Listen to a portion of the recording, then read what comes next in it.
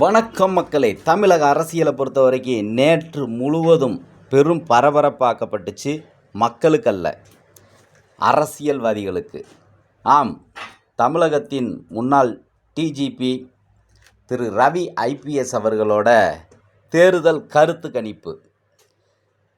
இது வேறு எத்தனையோ ஊடகங்கள் வெளியிட்டாலும் அதுக்கு பல கருத்துக்களை சொல்லி கடந்து போயிடலாம், தன்னைத்தானே சமாதானப்படுத்திக்கிடலாம். ஆனால் திரு ரவி ஐபிஎஸ் அவர்களோட கருத்து கணிப்பு கொஞ்சம் உள் மனசில் ஒரு பயத்தை ஏற்படுத்தி இருக்குது, பல அரசியல் கட்சிகளுக்குன்னே சொல்லலாம். அதோட வெளிப்பாடு நேற்றே நிறைய விமர்சனங்களை பார்க்க முடிஞ்சுது. கட்சி கூட்டணிகளுக்குள் சலசலப்பு. சில கட்சிகள் எங்களுக்கு கூட்டணியில் அதிகாரம் வேணும், பங்கு வேணும், ஆட்சியில் பங்கு வேணும் அப்படின்லாம் நேற்று சில கலக குரல்கள் எல்லாம் தொடங்கி விட்டன. அப்படி என்ன திரு ரவி ஐபிஎஸ் அவர்கள் கருத்து கணிப்பு வெளியிட்டார் அப்படிங்கிறத பார்க்கணும். யார் இந்த ரவி ஐபிஎஸ் அப்படிங்கிறதையும் பார்க்கணுங்க. திரு ரவி அவர்கள் விவசாயத்தில் பிஹெச்டி பட்டம் வாங்கியிருக்கிறாருங்க. பட்டம் வாங்கி தான் இவர் ஐபிஎஸ் ஆனார். அதே மாதிரி இவரோட சர்வீஸு காலம் ரொம்ப சிறப்பான பணியை செய்தார்னு சொல்லலாம். எத்தனையோ பேருக்கு அதிகாரங்கள் கையில் கிடைக்கி, அதை ஒன்று பயன்படுத்தாமல் போயிடுவாங்க, அப்படி இல்லைன்னா அதை துஷ்பிரயோகமாக பயன்படுத்தி மக்களுக்கு கேடு செய்வாங்க. ஆனால் திரு ரவி அவர்கள் அந்த அதிகாரத்தை ரொம்ப சரியாக பயன்படுத்தினாருங்க.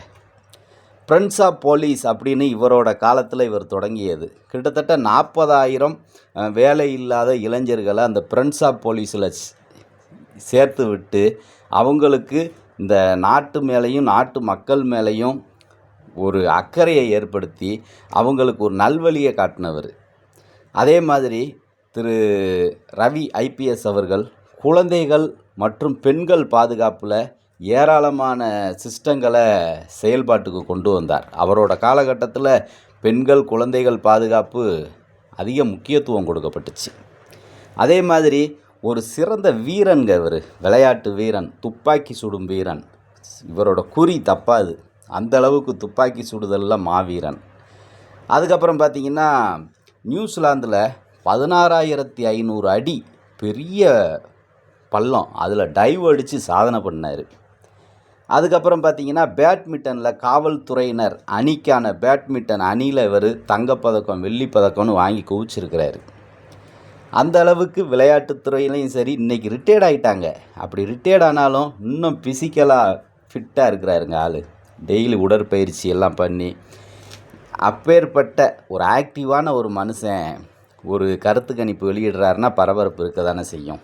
அவர் என்ன பண்ணியிருக்கிறாருன்னா, தமிழகத்தில் 234 தொகுதியிலையும் ஒரு தொகுதிக்கு 10 பேர் ஓய்வு பெற்ற காவல்துறையினரை தேர்ந்தெடுத்து இந்த கருத்து கணிப்பு நடத்தியிருக்கிறாங்க.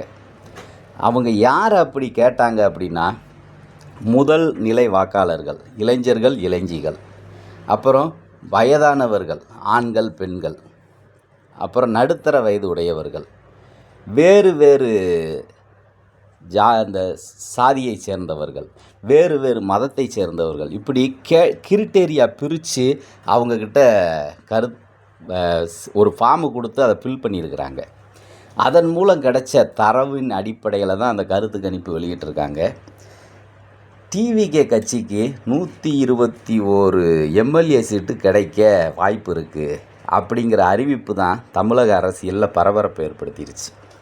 41% வாக்கு வாங்குவார், தனி மெஜாரிட்டியாக ஆட்சி அமைப்பார் அப்படிங்கிற ஒரு தகவல் வந்திருக்குங்க. திரு ரவி ஐபிஎஸ் அவர்களுக்கு விஜய் அவர்களை புகழ்ந்து பேசணும், அவரை பெருமைப்படுத்தணுங்கிற அவசியமே கிடையாது. அவர் எப்போவுமே ஒரு நடுநிலையாளர் தான். அவர் வெளியிட்ட அந்த அறிக்கை பெரிய அளவில் பல கூட்டணிகளுக்குள்ள சலசலப்பு, பல கட்சிகளுக்கு ஒரு பயத்தை காட்டியிருக்குது. அப்போ உண்மையிலேயே விஜய் அவர்களுக்கான ஆதரவு கூடிய கூட்டம் வாக்காக மாறியிருக்கு அப்படிங்கிறத இவரோட கருத்து கணிப்பு தெளிவுபடுத்தியிருக்குங்க. அதே மாதிரி திரு ரவி ஐபிஎஸ் அவர்கள் முக்கியமாக சொன்னது, புதிய வாக்காளர்கள் இவங்கெல்லாம் எதுக்காக நீங்கள் வாக்களிச்சிங்க அப்படின்னு கேட்டிருக்கிறாரு. கேட்டதுக்கு மாற்றத்தை வேண்டி வாக்களிச்சோன்னு சொல்லியிருக்கிறாங்க. அதே நேரத்தில் வயதானவங்க கிட்ட நீங்கள் எதுக்குயா வாக்களிச்சிங்க அப்படின்னதுக்கு நாங்கள் எப்போவுமே திமுகவுக்கு போடுவோம், அதிமுகவுக்கு போடுவோம். ஆனால் இந்த முறை எங்கள் வீட்டு பிள்ளைகள் எங்களை இந்த ஒரு முறை நீங்கள் விசிலுக்கு போடுங்கன்னு சொன்னதால் நாங்கள் வாக்களித்தோன்னு சொல்லியிருக்கிறாரு. அதே நேரத்தில் தமிழகத்தில் 2,37,00,000 குடும்ப அட்டைகள் இருக்குது. அதில் 1,50,00,000 கோடி குடும்ப அட்டைகள் 1,50,00,000 கோடி குடும்ப அட்டைகளில் ஒவ்வொரு அட்டைக்கும் ஒரு வாக்கு வீதம் டிவிகேக்கு விழுந்திருக்குன்னு சொல்லியிருக்கிறாருங்க. ஆக மொத்தத்தில் டிவிகே ஆட்சியை பிடிக்கும் அப்படின்னு ஒரு கருத்து வெளியிட்டிருக்காங்க. இந்த கருத்து எந்த அளவுக்கு உண்மை இருக்கும், இதில் எந்த அளவுக்கு ஒரு சரியான தரவாக இருக்கும் அப்படிங்கிறத நம்ம நாளைக்கு வாக்கு எண்ணிக்கையில் தெரிஞ்சிடும். நிச்சயம் இது பிரதிபலிச்சதுன்னா அடுத்த தேர்தலில் திரு ரவி அவர்களின் கருத்து கணிப்பு பெரும் எதிர்பார்ப்பை ஏற்படுத்துங்க வருங்காலத்தில். நன்றி, வணக்கம்.